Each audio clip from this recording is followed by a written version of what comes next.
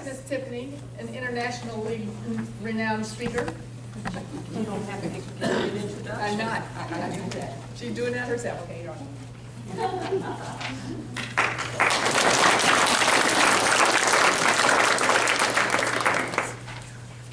Good morning, good morning. How are you today? Good morning to you.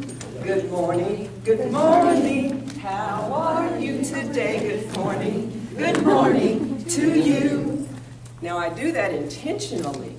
I do it for two reasons. One, because I can't sing, and I love to sing. And number two, because I want to trigger something in you, which I'll talk about.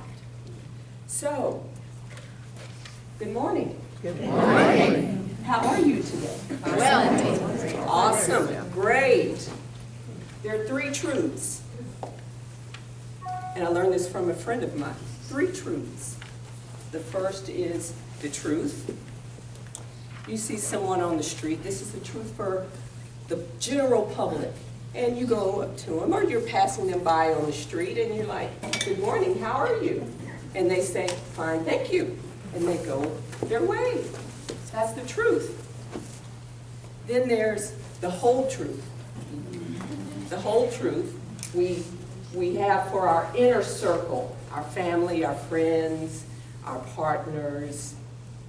And you wake up and, good morning, dear, how are you? I'm doing fine, but I have this back pain. I don't know what I'm going to do about it. Well, it'll be okay. I'll get through it. The whole truth. Then there's the third truth. We have the truth, the whole truth, and nothing but the truth. So help us God. Rarely do you share that truth. That truth is only for you. That truth is in here and in your mind. That truth is for you. That truth is the truth that most people are afraid to share. That truth is the authentic truth. Integrity comes from that truth. That truth is the truth where you hold your hurts, your fears, your guilt, shame, blame, sadness, even a desire for revenge. So why is that important? Why is that truth so important? You need God's help for that truth. Because of those things I just mentioned, you cannot have forgiveness if you have fear, if you have anger, if you have judgment, if you have sadness, if you have blame, if you have hurts and grievances, if you even have a desire for revenge. You need God for that truth. You need God's help for that truth. That's your higher self. See, someone who lives in nothing but the truth, so help me God, knows that forgiveness is not for the other person. Someone who lives in nothing but the truth, so help me God, knows that forgiveness is for you. It's for me, because forgiveness is health and happiness and wealth and joy. That's what forgiveness is. But you have to work on that. And I'm going to say some honest things today, because I believe when someone is triggered, that opens the door for healing. So if I say something that makes you uncomfortable, that's because I love you. Right? See, if you've read or are aware of Neale Donald Walsh's parable, The Little Soul and the Sun, you know that the little soul wanted to come to earth and be that special called forgiveness. But he had to learn to forgive. And friendly soul said, I'll go back to earth. I'll lower my vibration. I'll beat you and smite you and rape you and make you angry and do these horrible, unmentionable things to you so that you could learn that special call forgiveness. So today, I'm going to be friendly soul, but in a different way. I'm going to open you up to look at your thoughts and your feelings and all that stuff that your mind tells you and the things that you're hanging on to, those grievances that you don't want to let go. Because my mission is to love, heal, and uplift people. And I'll do it all by myself. Because I have Spirit and Archangel Michael and Archangel Gabriel and Lord Melchizedek and Mary Magdalene and Mother Mary and Jesus all with me right here supporting me. So what you think of me really doesn't matter to me. As long as I know what Spirit thinks. And Spirit thinks that I'm light. And so are you. See, when people do these unmentionable things to you, as the parable says, as friendly soul told little soul, remember that you are the light. And you have to remember that I am the light.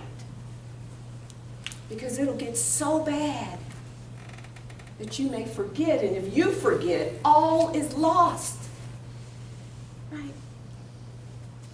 So I sing at the beginning of my talks because for some people, they may be ashamed for me because I'm not a Grammy Award-winning singer. And it may trigger something in them, some judgment. And the judgment has nothing to do with me. That's within you. It triggers people. Thank you. That's why I sing and I love it. So the three truths, nothing but the truth, so help me God. That's the truth where you hold that unforgiveness. That's the truth where you have to forgive. You have to be your higher self. You have to ask Spirit, God, Jah, whatever pointer that you use for that which you're connected to, our Creator, higher intelligence. You know, I'm past the pointers. Just pick one and deal with it. So, forgiveness, hurts, grievances, anger, we hold on to for a reason. Judgment, control, we hold on to for a reason. I'll tell you a story. It's in my book, Tap That. I was a practicing lawyer for 13 and a half years. My passion was criminal defense. Why? In a past life, I was deemed a criminal. I was charged with heresy, stabbed in my left side, hanged. So no wonder I came back as a lawyer representing criminals. And I never called them criminals because I saw them as the light. I'd have other attorneys come up to me, why do you hug your clients? Why are you so close to your clients? Oh boy. One of the reasons why I left the legal system. So I had this one particular client, and I'll try to say it in legalese. He was charged with taking someone's car and then fleeing from the police. Okay? And in Texas, I'm from Austin, Texas, and I do not have an accent, Norma. And in Texas, that's what's called a state jail felony, 180 days to 2 years in state jail. But he had prior felony offenses, prior convictions, so that bumped his little 180 days to 2 years up to a second-degree felony, which was 2 to 20 years in prison.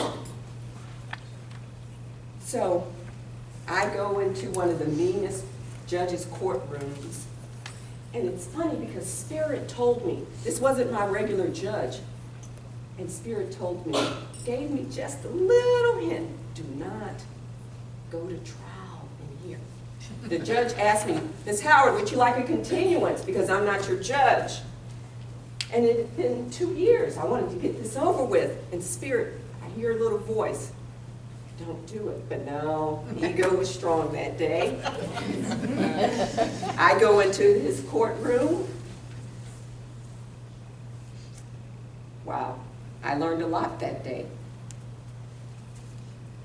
This judge, 6'2", towered over me. Okay? Nothing. He ruled for nothing in my face. Nothing, nothing, nothing. Okay? There was a class, a law school class in the courtroom, and during the break, they would come over and they said, wow, he's hard on you. He's just being nasty to you. Even the judge's bailiff, we called them court officers, came up and said, Miss Howard, oh, he's being hard on you, getting nothing. I'm like, I know. So I started getting angry. I was angry because the only thing a lawyer can do, besides getting something on the record that this judge is biased, is say, we say it nicely, but it means something else. In all due respect, Your Honor. Really, that's something really bad, if you know what I mean. Okay? In all due respect, Your Honor. So we're going through this trial, and we're at a break. And the judge comes around the bench, and like I said, he's tall, and he looks at me. He can't even remember my name, and he's like, Miss Counselor, yes, Your Honor, do not look at me like I'm the big bad judge doing something to you. In my mind, I'm thinking, you are the big bad judge doing something to me. He says, you better shape up. In my mind, I'm just fuming, and the only thing I can say is, in all due respect, Your Honor. But I'm angry. And that anger is fear, right? The root of anger is fear. And why, at the time, I didn't know what it was. It took some contemplation and some meditation. Why am I so angry? I was afraid because this judge was the presiding judge. I worked for myself, so he could ruin my reputation. There are people in the audience who are like, I'm not going to want to hire. I don't want to hire her. That judge doesn't like her. He could make it bad for me. So I was angry and afraid because I felt powerless, that he could take something away from me that I need. I needed my reputation, though. I thought I needed my reputation. That's how I get paid. People believe I'm an honest, tough attorney. I'm sure, you know, they like that short little women. Yeah, fighters. Very angry. So angry that I harmed myself. You see, I wasn't going to forgive him because in my mind I'm thinking, how will I get him back? What can I do? I'm just an attorney, but what can I do? What can I do? I didn't want to forgive him, but it made me sick, physically. But I didn't. I had to go in his courtroom every day, you know. So it comes to closing arguments, where we sum up the case and plead for our clients, and I plead for mercy. Because this young man, his parents hired me. His mom was 86 and his dad was 92. And they knew that they wouldn't be able to see their son. So I was doing this for them. They had taken me to their house, and gave me dinner, and just took me in as family. That's why I did what I did. So I pleaded with the judge. I asked for mercy. See? And I knew the judge was extremely religious. So I gave a quote from the Bible, asked for mercy for my client.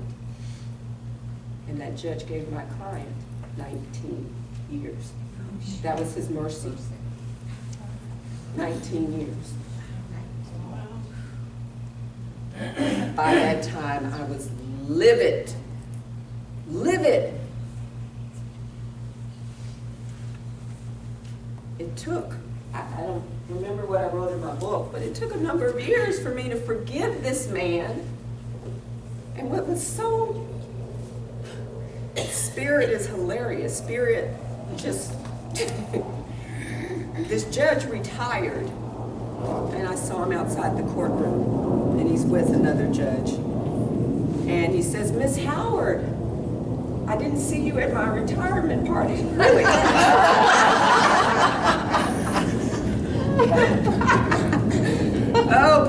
Oh boy, lack of awareness. And I said, no, Judge, you know how it is, Judge. And he says, well, I'm no longer a judge. I can hug you now. I've always wanted to hug you. And I'm like, this is the oddest thing. And I just kept telling myself, he's the light, see him as the light, see him as the light. And I give him a hug, and he has this big smile on his face. But I had to forgive or destroy myself. And I gave him a copy of a book. And I literally don't remember which book it was. It's in my book. It was either Osho's book, Courage, because he had taught me courage. After dealing with him and dealing with all the things I went through, I was unstoppable. I wasn't afraid of anyone or anything, especially a judge. I ended up running for judge because I could do this better than people do it. Okay? So fierce. I ran for judge in a Republican county as a Democrat, 75% Republican. And guess what? I had the Democrats, Republicans, and independents who voted and supported me, gave me money. Why? Because they saw. It wasn't, I wanted to serve. So I gave this judge a book. It was either Osho's book, Courage, or Dr. Brian Weiss, Only Love is Real. I love that book. So forgiveness. Why do we hang on to it? Why do we make it a blanket? Why do we coddle it? Wear it as a badge? Some people wear it as a badge, that their hurt, their grievances, their sadness, their fears, their resentments, their regrets, judgment. Usually when I sing, some people raise their hand, and they have something to say about it. And I ask them, so what came up in you? And they'll tell me, I was really sad for you, sorry for you. So you were judging me. Usually I sing You Are My Sunshine. So you were judging me. Okay, but actually you were judging yourself because your judgment really has nothing to do with me. The anger has nothing to do with the other person. The regret, the resentment, the sadness has nothing to do with the other person. It has to do with you. I have some little theories about that. Some of the reasons why I think we hang on to it. Some people believe that the person won't learn their lesson. Are you condoning their behavior? You're not condoning their behavior. It's not that. It has to do with control. Maybe you don't want the other person to believe that you don't have control of the situation. You don't have control of what's going on. Maybe it has to do with betrayal. Not betrayal of them, but betrayal of yourself. Right? If you forgive them, maybe you believe you're betraying yourself. You've already betrayed yourself one time. Some people think that, right? Some people think, this came to me in meditation last night, and I have to read it because it was really good. But I'm like, okay, that was that lawyer's mind who came up with that. Anger. People are angry because you feel like you've betrayed yourself. But then you use punishment, unforgiveness, that's punishment, to motivate yourself not to repeat the betrayal by yet again betraying yourself and creating unhappiness, dis-ease in the sadness, regret, worry, fear, resentments. So I want to break that down. By not forgiving yourself and the other person, you cause harm to yourself. We're all on a spiritual path. Can I say that? Yes. Is that fair? We're all on a spiritual path. And the lessons that we learn are to help to develop that spiritual path. We all want to raise our vibration. Is that fair to say? Yes, we want to raise our vibration. Unforgiveness lowers your vibration. And it keeps it low because every time you think about what someone did to you, you're in that state of that vibration. And when you're in that low vibration, you harm your physical body, you harm your spiritual body, you harm your mental body, you harm your emotional body. You're throwing so much toxins and poisons into your system. You're judging yourself, you're judging them. You're betraying yourself, you're betraying them. But the greatest betrayal is of yourself. See, because all that anger and all that fuel, that negative fuel, you're saying, this is what I deserve. They did something to me, I didn't see it. I wasn't smart enough to see it. That's what some of us say. I wasn't smart enough. I knew I shouldn't have married that man. Right? And that woman, I've been married to her for 20 years and she still does the same thing that bothers me, but I'm just going to hang on to it. I'm not going to say anything. You're harming your system. And what does it go to? I don't care if you eat right, exercise, you come to these groups, you take in all these information.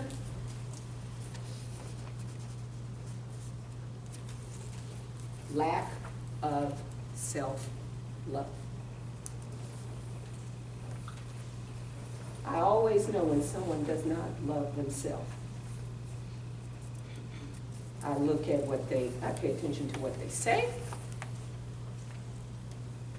I look at who they socialize with. Are they healthy? Mentally, physically? The body follows the mind. Sour mind means a sour body and a sour life. I pay attention to all that. Lack of self-love. When you cannot and do not forgive, you're saying, I don't love myself. Because forgiveness is freedom. That person's gone. That person's happy, doing whatever they want to do. And here you are sitting stewing. I won't ever forgive them. I won't ever. It's kind of like an arrogance. I don't know. 10 years ago, boy, Bob, I loved Bob, and Bob cheated on me with a younger woman. I'm going to be this way for the rest of my life. Okay, if that's what you want. That's your journey. But we hang on to it, and then it becomes our story, right? We'll see someone, I have a friend that way. 15 years, she hasn't dated in 15 years, and she's proud of it. Because somebody broke her heart. She can't remember all the details. But somebody broke her heart. So she'll never forgive them. So she's been alone for 15 years. Meaning without a partner. Without someone to share, to laugh with, and go out and have dinner with, and share dreams with. So what she's telling herself and what she's telling me is, I don't love myself. I don't love myself enough. I think this is what I deserve. Right? I think this is what I deserve. We hang on to so many petty things. Would you rather be happy or right? Who would rather be happy? And who would rather be right? I just have to be right. I just have to be right. Would you rather have peace or sleepless nights, chaos? But you know, it's addictive. Some people get in that place, I'm not going to forgive, and then other things start happening. You know these people. You know when something, they're not aligned, they're not balanced, they're not centered. You can see it on their faces. I don't go out much where there are a lot of people. I like to stay at home. Number one, why? Is because people are toxic. The majority of human beings don't care. Some of them don't know any better. And those that do, they're like, well, I'm going to die anyway. I don't need to work on this or work on that. They don't love themselves. And if they don't love themselves, they don't love me. So I love myself enough to stay away, because all those toxins and poisons in our body and our mind. I'm an empath.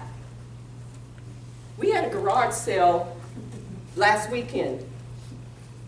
And you see, I have a small frame, right? But after 2 days of that garage sale, I got Buddha belly. You know what Buddha belly is?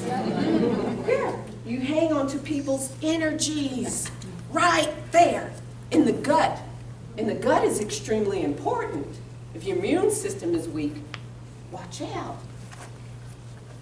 So I choose, because I love myself enough, and I'm not trying to please anybody. Those days are over. I'm too old for that. I'm 48, by the way.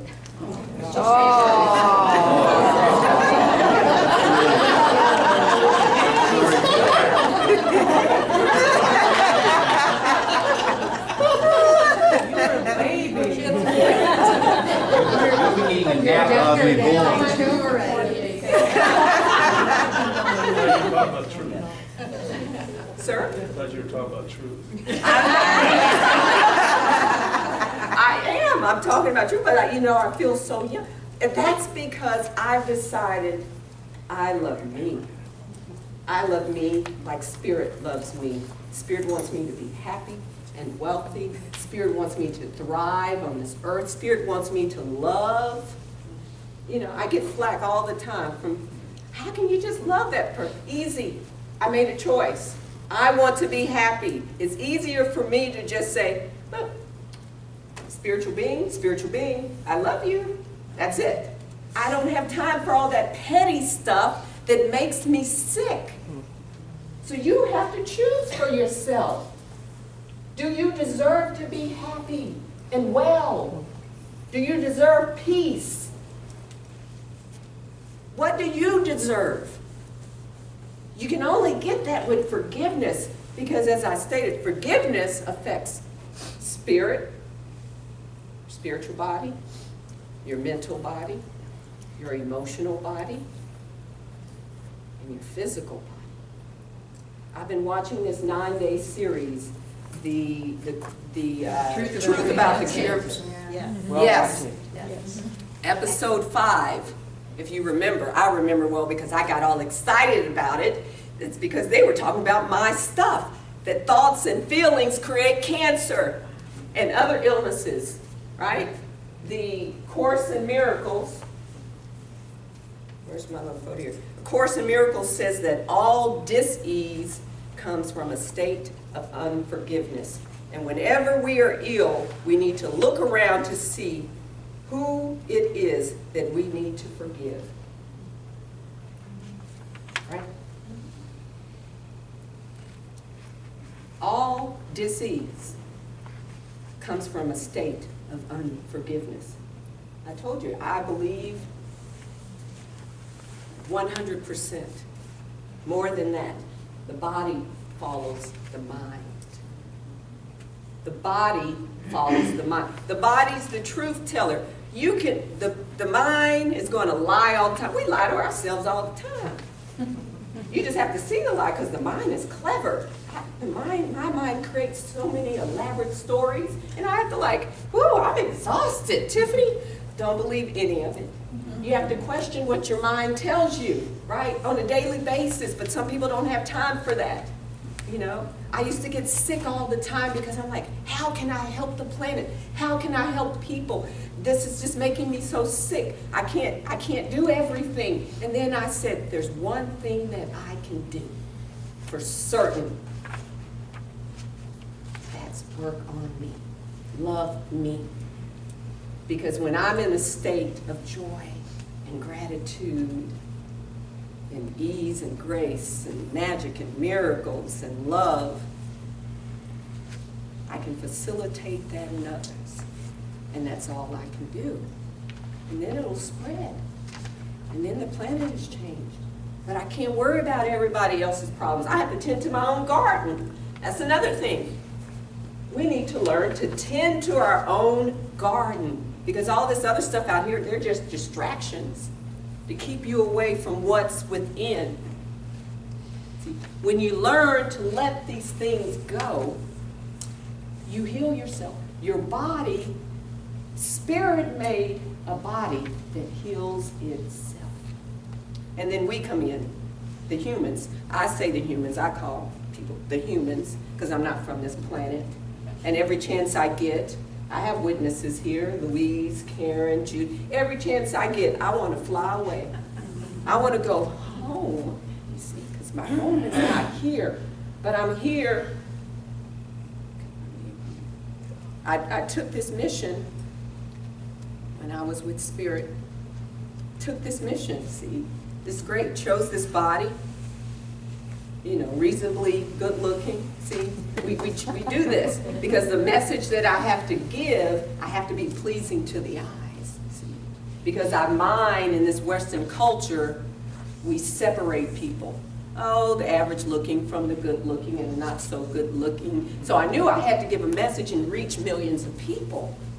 So I'm like, okay, let's make it a little tough. I'm going to be, you know, a little short, give myself some brown skin, but I have to be reasonably good looking and approachable so people will listen to what I have to say. I think about these things. I'm like, oh, Tyffany, you were so clever. Good job. Good job. I do that. I talk to myself. So there are some people, and there may be some people in the audience, I have no idea. But people are out there. These humans are out there who've given up. They're like, this is the way it is. And their grievances and regrets and resentments and anger and sadness and blame. Ugh. Blame is one I just, blame. Those things have become their friends. They've become addicted. If you continue to hang on to those states of being, they become patterns. And the patterns become normal. Oh, this is just normal for her. She's always cranky. It's just normal for her. But you can change it. You can change it. See, now that you're here today, if I said something that resonates, it doesn't even matter if I said something that resonates. That vibration is out there. Now, guess what? You're going to be held responsible for what you know, and no one, the majority of people, I won't say no one, but the majority of people on this planet do not want to be responsible. They don't want to be held accountable. Nothing but the truth, so help me God. That's where you're held accountable. People don't want to be held accountable. In the legal system, we have something in our legal books, especially criminal law, there are no exceptions. Ignorance of the law is not an excuse. So what does that mean? That means that you are responsible for what you know. You are responsible for your body, your health and well-being. You're responsible for your mental state. You're responsible for your spiritual expansion and growth and awareness. You're responsible for your emotions, whether or not you're going to let them run amok or not. We're all on a spiritual path, so we have to embrace this thing.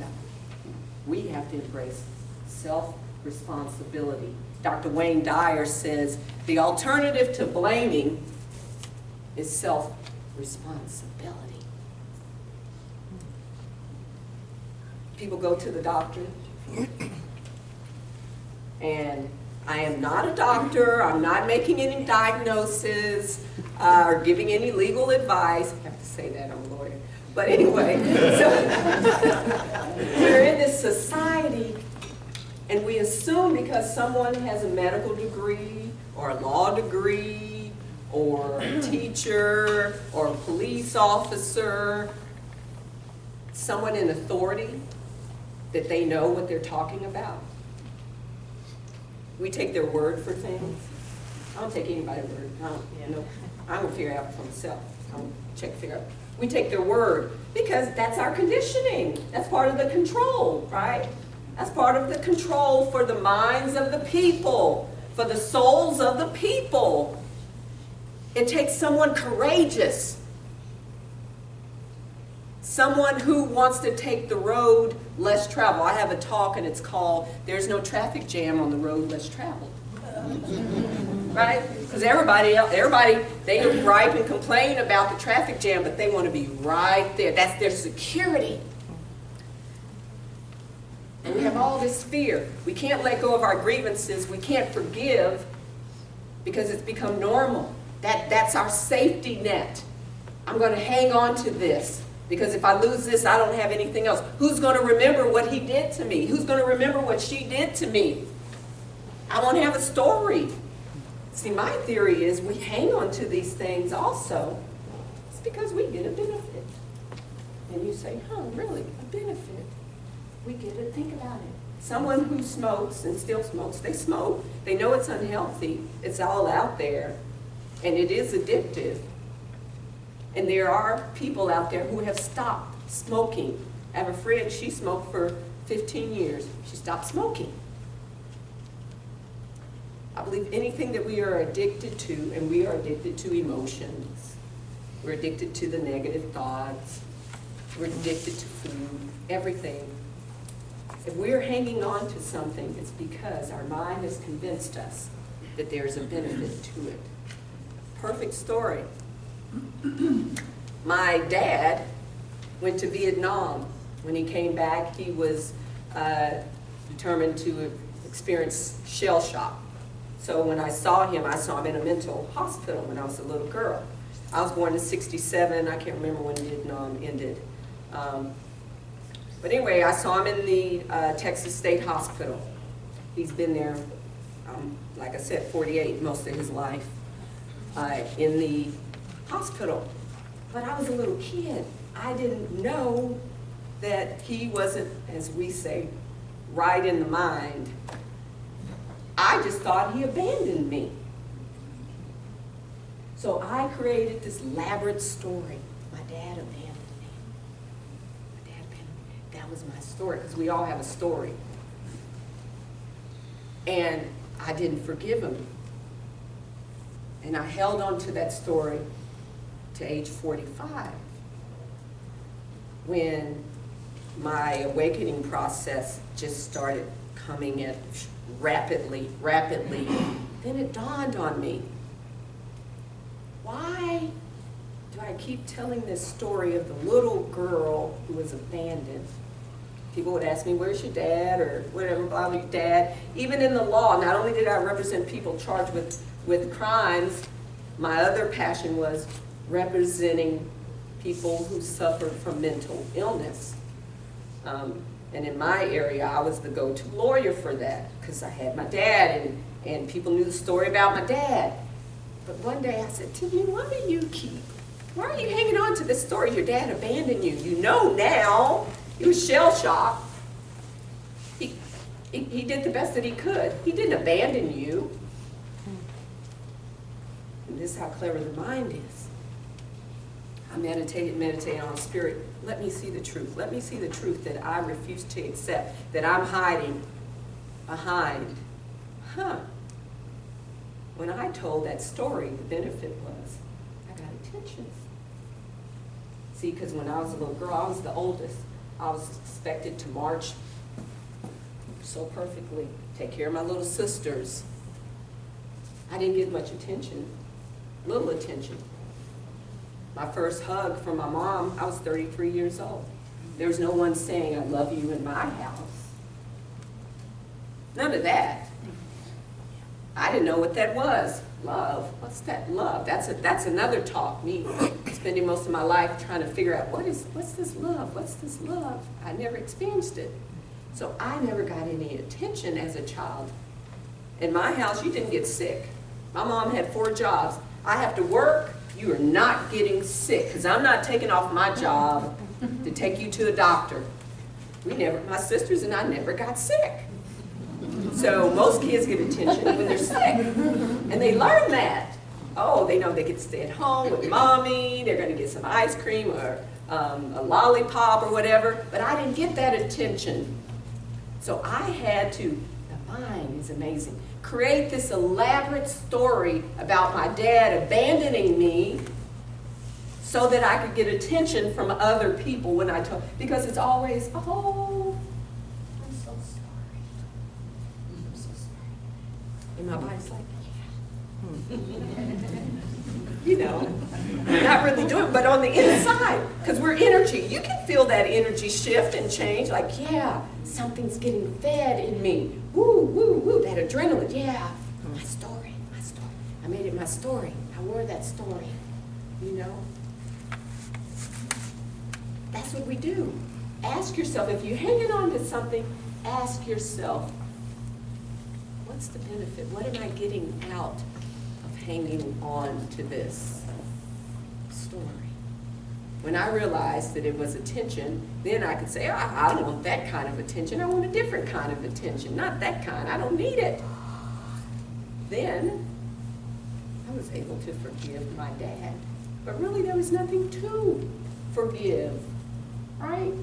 We make this stuff up, these hurts and these regrets, these pains and grievances. Our mind makes them up. It's actually the thought, right? It's not what they did. It's us thinking about it that makes it, creates the hurt. That's the funny thing. What they do doesn't bother us, but it's what we think about it that creates the pain. Amazing. So once I forgave, your body feels so light. You've let it go. You let it go. You hold unforgiveness in your body. You make yourself sick physically in your body. I had a friend and she wanted me to visit her and she lived in Australia. I didn't have the money to go, but I couldn't tell her that because I felt ashamed that I didn't have the money. Then it created fear. I got laryngitis. I wasn't singing, screaming, yelling. I had laryngitis and I talked to her and she says, what's wrong with you? I'm like, I have laryngitis. She says, how do you get laryngitis? You just meditate all day. What are you doing? And it was in my meditation that it came to me. I was angry with myself because I didn't have the money to go to this trip and I couldn't be honest and tell her I wasn't there yet at the Nothing But the Truth, so help me God. Because at that time, like I said, I was a practicing lawyer for 13 and a half years and I lived very well. And then I go to an event, Hay House puts on this event, I Can Do It.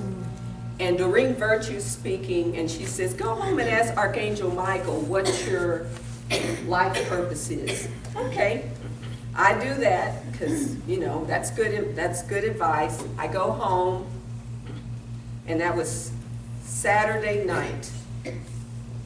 I said, Archangel Michael, I want to know what my life purpose is, and please make it in a huge neon sign because, you know, sometimes I can't see stuff, and make it clear because, you know, you guys, you just say stuff and do stuff and it's not clear to us. Make it clear. You have to be hard with them. So in my dream, Archangel Michael showed me a section of my mandala or mandala, depending on how you want to pronounce it, that said healer. I said, I'm a healer, I'm a warrior, I'm a healer. Okay, healer, okay, healer, healing work. So I said, okay, if I'm a healer, that means, do you want me to stop practicing law?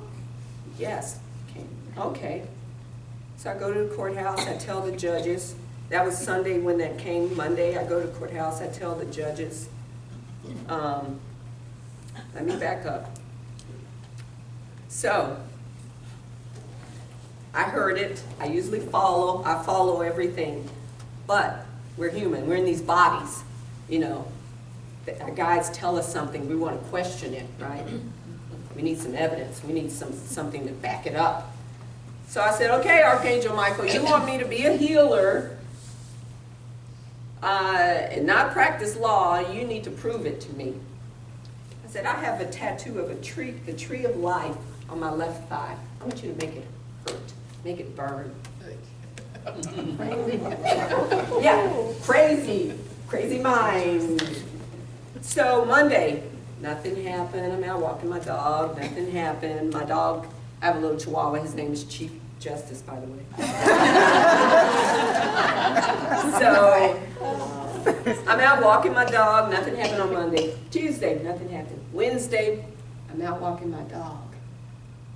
Oh boy, why did I say make it hurt? It hurt so bad, I fell to my knees screaming out, stop it, stop it. I get it. It stops. I said, oh, that's nothing but spirit. You guys are spooky. I get dressed, I go to the courthouse, I tell the judges I'm not practicing law anymore, you take me off your list. It took 2 years for me to finish my cases, right? But I, at some point, became angry at myself. You see, because we do these things, and what do? We create a personal identity. I'm nothing if I'm not a lawyer, right? Miss Howard, yes, Miss Howard, yes, Miss. We create this stuff. We want to be so important, right? So I had created this personal identity, and the work that I did helped me to live very well. Travel around the world, have 3 houses. I was so out of 1 month, I bought 4 cars. Went in and paid $20,000 cash for one, just stuff. And then you want me to be a healer, and they don't make any money? Okay, but I trusted because I was awakening and I knew Spirit had something great for me. But I started getting angry with myself, right? Angry with myself, like, why did I do this? Why couldn't I just be like everybody else, stay on that road that's traveled with the traffic jam, do what society says do, you know, you go to college. I went to school for 10 years. Undergrad, grad, law school, 10 years. I didn't stop straight. That's how disciplined I am. I did all that stuff. I did what I was supposed to do, what society told me to do. And now you want me to give it up. And then now, how am I going to eat? And I was mad at myself. I was angry with myself. And I had learned punishment as a child. I had learned how to punish myself. And then my body feeds off of punishment. It gets this like feeling of eating chocolate when I punish myself, so I'd repeat it and repeat it. Like, I'm not going to forgive myself for doing this. I did this to myself. But I had to. See, once you forgive yourself, which is self-love, you can forgive other people. Once you love yourself, you won't harm anyone else, right? You love them. Again, forgiveness is not for them, forgiveness is for you. Again, if you're hanging on to something, it's because you believe there's a benefit. I believed that there was a benefit to not forgiving myself, and the benefit was I could continue to punish myself. You see, the punishment, there are people who do this. We punish ourselves because we think, the mind tells us, it's a motivator. We punish ourselves because it motivates us not to repeat the same patterns. That's what we think. If I'm hard on this child, they won't do it again. Some people don't learn that way. They think, oh, I get attention when I do this thing that's not so good, because then I get a spanking, oh, and that's how mama loves me or daddy loves me. Think about it. If you're not forgiving, you're being hard on yourself. You learn that. You think you're motivating yourself to not be hurt again, to not choose this friend again, to not take that job again. And you know when it happens that it's harming you, because your body tells you. When you don't forgive, your body tells you. I'll stake my life on it. Your body tells you. Your body is the truth teller. Some way, somehow, your body's going to give you a warning sign that your soul is not in alignment with spirit. Your soul is not in alignment with that nothing but the truth. So help you God. Your body will tell you. But what do? We ignore it. Then diagnosed with something, and we're like, how did I get that? Your body warned you, hey, look over here. Be your authentic self. Love yourself. Hey, that headache that you keep getting every day, you haven't learned yet. Listen. But we ignore it because we're trained and conditioned to ignore it. We've allowed insane people to tell us what to do. We follow them knowing we shouldn't be following them, but we follow them because, I'm going to say it, we're a little insane too. Right?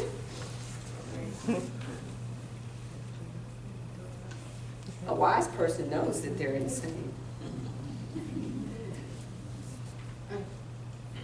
Your body is extremely important. It gives you a warning sign. Whatever you think, don't tell me you don't know when you got something. I don't know how to, don't even open your mouth to tell me that. Lie. That's not truth. That's not truth. That's nothing but the truth, so help you God. Truth. Right? You know. Your thoughts and feelings create disease. I was speaking to this beautiful, lovely soul, and I told her I was going to do this talk, and we talked about forgiveness, and we talked about how unforgiveness creates a body of disease. And I asked her if she could share today. Caught you when you're drinking your water. This lovely lady Judy right here. Will you please share what you shared with me?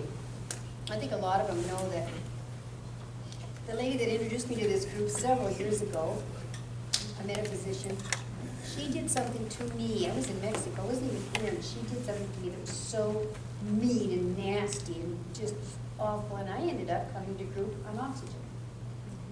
I walked out of the doctor's office, and he said, "Now you're going to be on oxygen the rest of your life. You may get off during the day, but certainly on." And in my mind, I went, bullshit.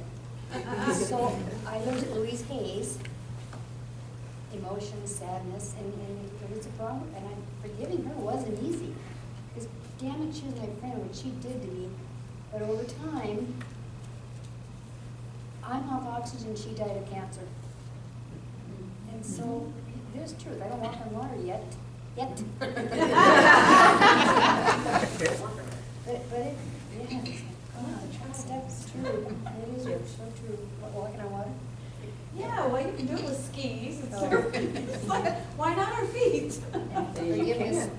Forgiveness. Isn't easy. It's a bitter pill to swallow sometimes. Yes.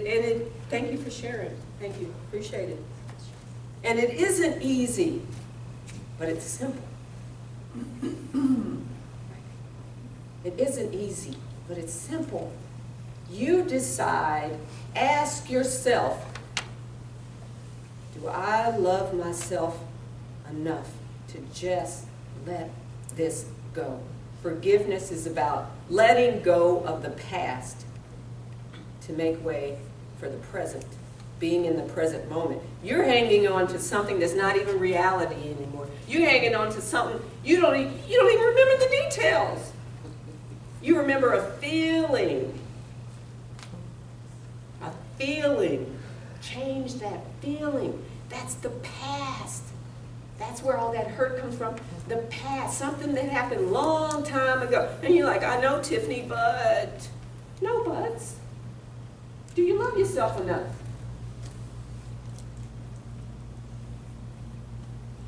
Do you love yourself enough? What do you deserve? Do you deserve to be sick or healthy? Do you deserve peace? Only you can answer that question. I've already answered it for myself. I'm committed, first and foremost, to spirit. That's what I'm committed to, spirit. Like I told you in the beginning, I'll stand right here by myself because I have spirit. And I'm committed to myself. You see, because our natural state of being is health. So we're going against we're resisting our natural state of being. Again, we're all on a spiritual path. You know your natural state of being is health and wealth and happiness and peace, but you're like a 2-year-old kid, I don't want that. I'm going to hang on to this. Right? Adults, I just call adults 2-year-olds. Some maybe 3. But we're hanging on to stuff. Knowing is not healthy for us. Why?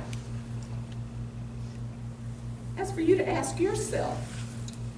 Do you just want to be happy? Get up. Louise can attest to this. I get up in the morning, I go outside, and I do my gratitude dance, and I sing my song. I'm grateful, grateful for my life, grateful, grateful, grateful, grateful, grateful, because I'm grateful. I'm grateful. I'm here in this body at this time where the world is going through this consciousness shift, and I get to be a part of it, and I'm healthy, and I'm happy, and I understand that I'm both important and unimportant. I could die tomorrow, and you can like, oh, that's that girl that came to speak. A couple of days, you won't even remember me. and that's the funny thing. Life is funny. But we... Okay, no one wants to be around that. Life is funny. Laugh at yourself. Right? Laugh at yourself. The Dalai Lama, when he makes a mistake, he corrects it. He says, I made a mistake. Can you do that? I made a mistake. And those are just lessons, right? That's it. Be light. You know why you're here. You know you've chosen to be here at this time, in these bodies. This stuff is not new. Reason why you're here is because you remember. We're supposed to be here together. We have a connection from long, long time ago. I'm just reminding you, trying to trigger you to help you remember. Because if you remember who you are, then maybe you'll remember who I am. And you look at me with loving eyes, like I look at you with loving eyes. I know you're in these bodies, but I feel your energy. I know who you are. I know you're magnificent and awesome and beautiful. I know you're God's light. That's what I know. Do you? Do you love yourself enough to be proud of who you are? Source energy. That's what's about. Do you love yourself enough to be proud of who you are? Source energy. You source energy. Your expressions of spirit. That's what you are. Your expressions of spirit. If we join together, we let this stuff go. All those low vibrational energies. Regret, resentment, anger, blame, worry, sadness, wanting revenge. You know what happens? Your vibration rises. And you're floating there. No one can stop you. You're unstoppable. You're moving around and people wonder, what is she on? That marijuana bill hasn't passed you.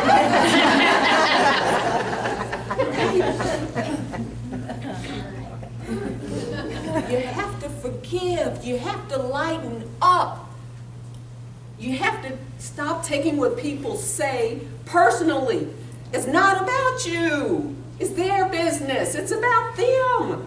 Make a choice. Make it right now. I want to be happy. And anything that doesn't make me happy, let it go. Like Abraham Hicks says, get tuned in, turned on, tapped in.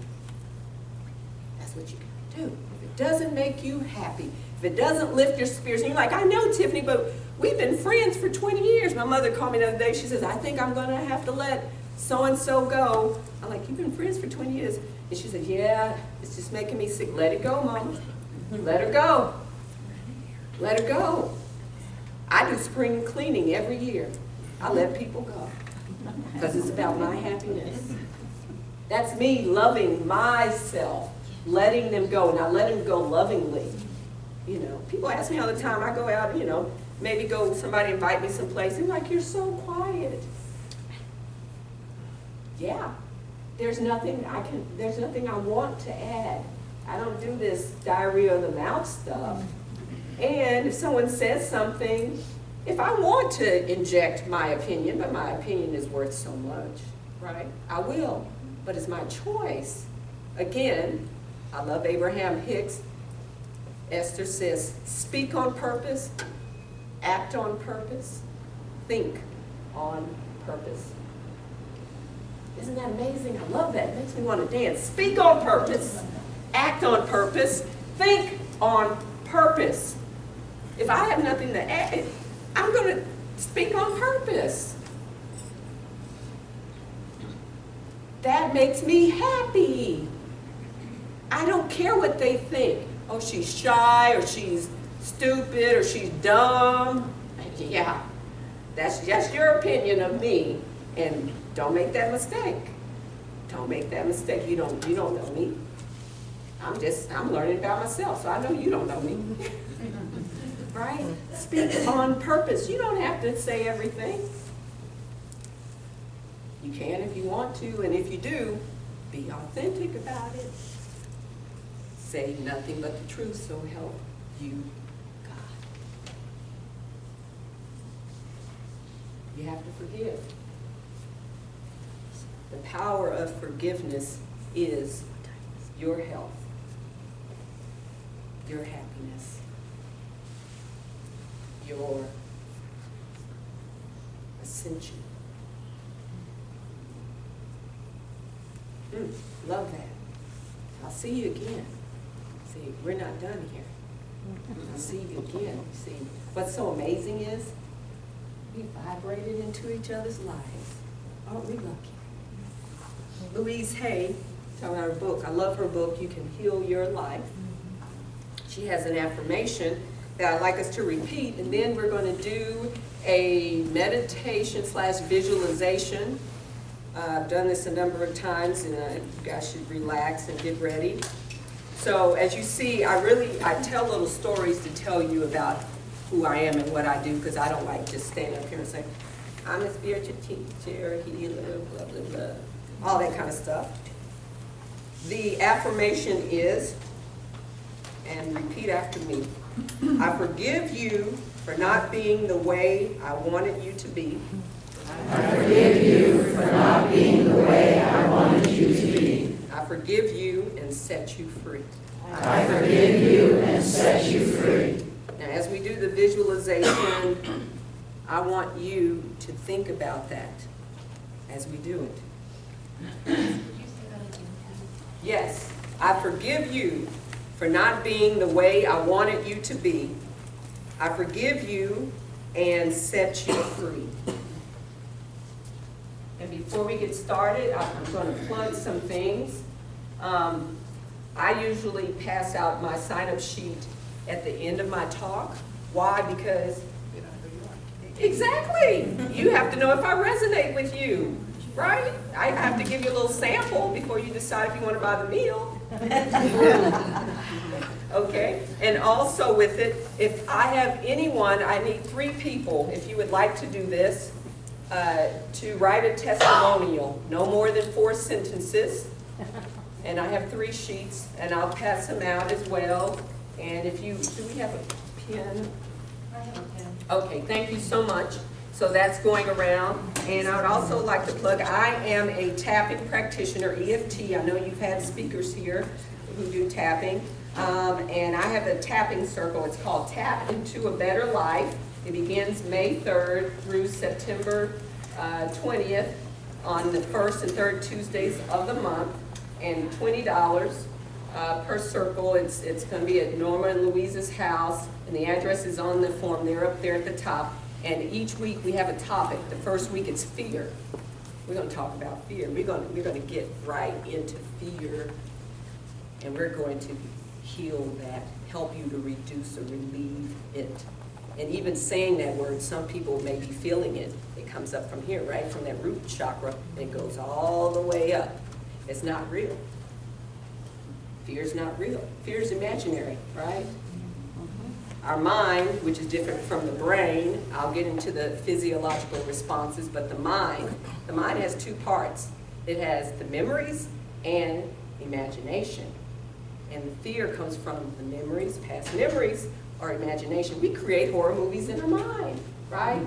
And no one shows up, no one buys tickets for our movie. It's just us. We're the only one there. We create the movie.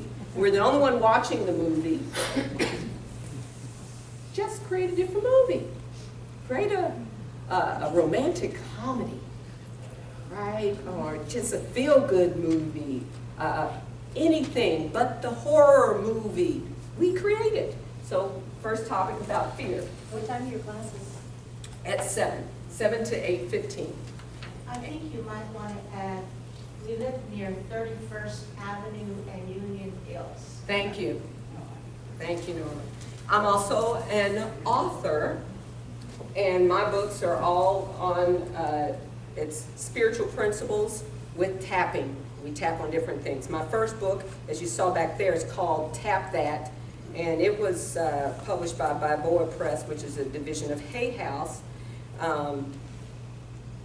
And I'm very proud of this book because Archangel Gabriel gave me the messages to write this book. Actually, all of my books. Woke me up one morning and said, go write this children's book. It took 45 minutes. My children's book is called Tap Tap Tracy's Hair.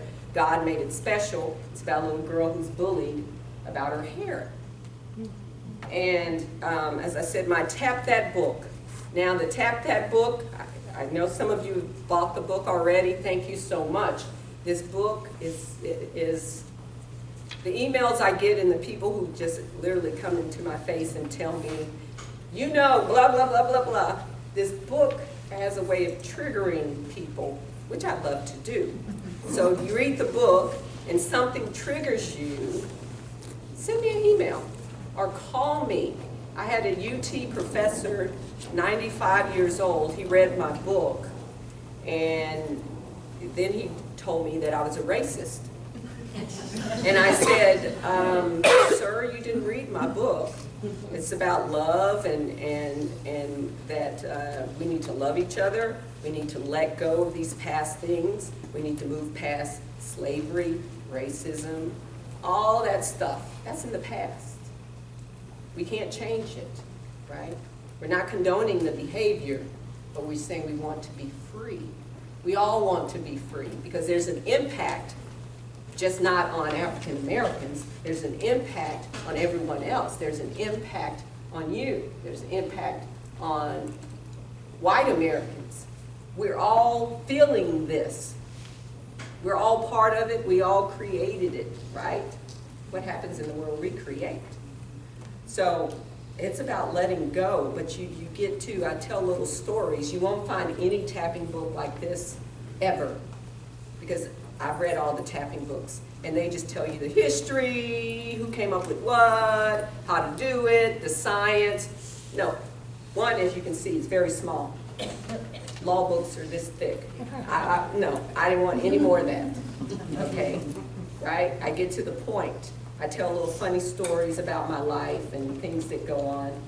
My second book I wrote, Tap into Transformation, the Spirit, Mind, and Body Connection. Each chapter, the first chapter is on spirit, the second one's on mind, the last one's on body. I co-authored it with Australian best-selling author. She just wrote a book with Joe Vitale, if you know who Joe Vitale is. He was in The Secret. He's written 50 books, 15 albums, and he's a Texan.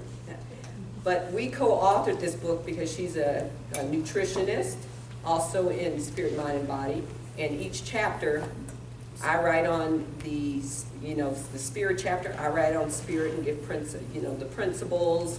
And she talks about how the effects of what you eat, how that affects your spiritual body, or your mental body, or your physical body.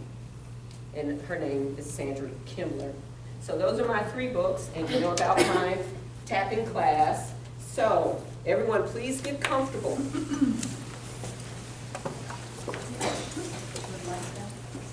Yes, please. Here. No, that one's up. That's not Okay. Okay, everyone comfortable? Please take 3 deep breaths for me. We want to allow you to be receptive to this information. And your eyes are closed.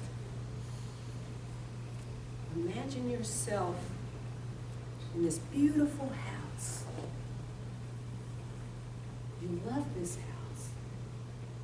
You've designed this house. It has everything in there that you want, that you like. It's the right temperature. It has the right pictures. It's your house. It's infused with your energy. You love this house. This is an amazing house. But there's one thing that rubs you the wrong way about this house. And it's been rubbing you this way for quite a while. You know what it is, but you haven't had the courage yet to deal with it. But today is the day. You decided that you love the beauty of the house, but it's not the way you want it, and will not be until you deal with this one thing. So, you decide that this is it. You move to that door that you just walk past every day. You decide you're going to go to that door. You know that door.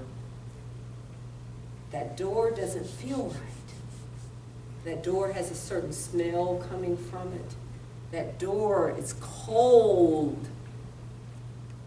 You feel the cold air coming from underneath that door, but you're going there today. You walk towards that door, and you turn the knob on the door. And there's a light switch to the right on the wall. And you flick it up, and the lights come on, but it's still bleak. It's still dark. And there are these stairs. And you're breathing heavily because you smell that smell and you're cold. You don't like that smell. You don't like that cold. You can barely breathe. But you keep going down these stairs. You see where you're going is that secret room. It's that place. Nothing but the truth, so help you God. And God is helping you. And you go down the stairs, you get to the bottom of the stairs, and you flick on the second light, and you stand there in the center of this basement, this room. And with the light on, you can see. You see in this room, there are cells to the left and cells to the right. And in these cells are people. The people that you haven't forgiven yet. Maybe a friend, maybe your parents. They're all there. You don't know what to do. You don't know whether or not you want to forgive them. You just know that you're willing to forgive them. You don't know how to forgive them, but Spirit knows how. You just know that you're willing, and being willing is enough. So you go over to the first cell, and you look in there, and this person that you've been holding on to this grievance about comes up to the bars. And this person looks in your eyes, and you look into this person's eyes, and tears start streaming down your face. You see, this is a big hurt. This is so much pain for you. You don't want to let go, but you know you have to let go. So you tell this person, you hurt me. I could have done this. I could have been that. But you hurt me. And you go through the hurt. And this person is allowed to speak and tell you why. And as you are listening, you remember, I'm the light. And so is this person. You see in their eyes that they are the light.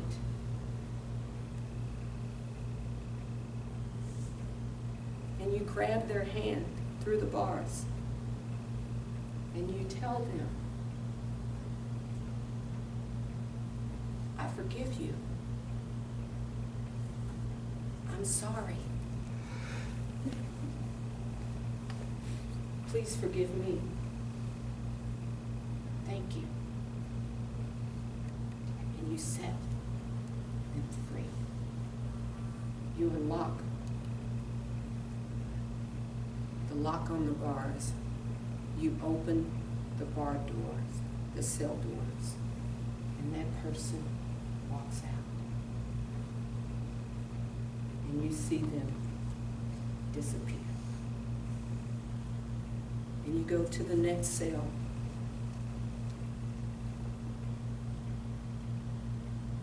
And you cry more. And you see who it is.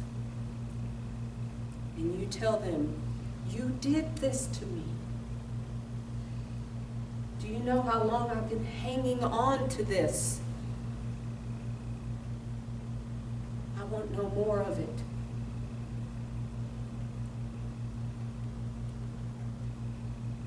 And you tell this person, I am sorry.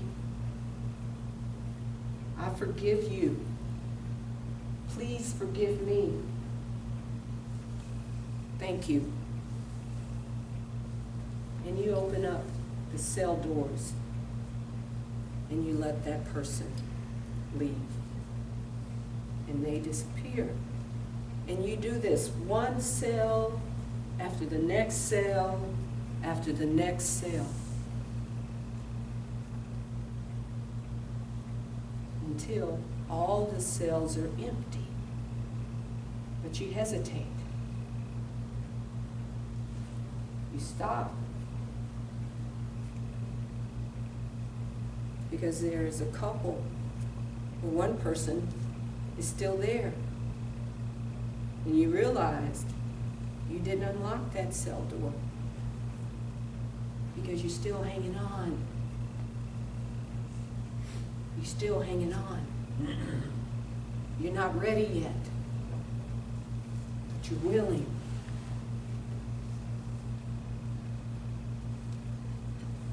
And you feel their energy. You feel their sadness and their hurt. And you realize that they were just doing the best that they could do at that time. That they were feeling the way you were feeling. And you want no more of it. So you open their cell door and you let them out. And they disappear. You walk down the center of this basement. All the cells are empty. You decide it's time to leave. It's time to clear this out. It's time to let it all go. You want to be in the sun and feel the rays of the sun and God's love outside because it's so dark in here. And it's still dark, and you have no idea why it's still dark and it's still cold. But as you move closer to the door to leave, you look, and there's one cell way in the back that you didn't see. And it's very dark, and you wonder, why hadn't I seen this one? And you move closer to this cell. And it's still dark. And it has its own light. And you turn that light on. And you look in. And it's you. You locked yourself in that cell. And you go to yourself. And you look into your eyes. And all you can see with all the stuff you have been hanging on to, all the hurts, all the regrets, all the resentment, all the anger, all the sadness, all the things you could have done but you didn't do because you were hanging on to this. And it's heavy. It's just so heavy that you don't know what to do but to scream out, "Help me, Spirit. Why have I done this to myself?" And in that moment, yourself says, "I'm sorry. Please forgive me. Thank you." In your eyes, you see your eyes. You see your own soul. You feel your own energy. You understand that you were doing the best that you could do. You look in your eyes, 1 second, 2 seconds, 3 seconds. You feel and see your own light. You see your own divinity, that you are a little God. That you are magnificent, that you deserve love and happiness and joy and peace and health. You tell yourself, "I will not betray you ever again. I love you so much. I love you so much. Thank you, my spirit. Thank you, my mind, all-providing divine mind. Thank you, this beautiful body, healthy, functions as it was meant to function. Thank you, all the emotions that I'm able to feel because I'm in this human body and it makes me human. All the emotions and experiences that I can learn from. Thank you for saying yes to this life. And yourself smiles at you. And it's the most glorious smile you've ever seen in your life. So you open up the doors to that cell where you've imprisoned yourself. And you take your hand and lead yourself out of that cell. And as you're walking up the stairs with yourself, you turn around. You put your arms around yourself. And as you do that, yourself and you become one. You have freed yourself. You have healed yourself. You love yourself. Stay in that moment, in that place of high vibration and love. Stay in that moment where you know that you are light, where you know you've come here for a purpose. Stay in that energy of forgiveness. I want you to come back to this planet. Come back to this state of Arizona. Come back to this city. Come back to this church. Come back to this room. Say your name. Say your name. Say your name. Wiggle your fingers and toes, those magnificent fingers and toes. You see, you chose those. Those are special fingers and toes.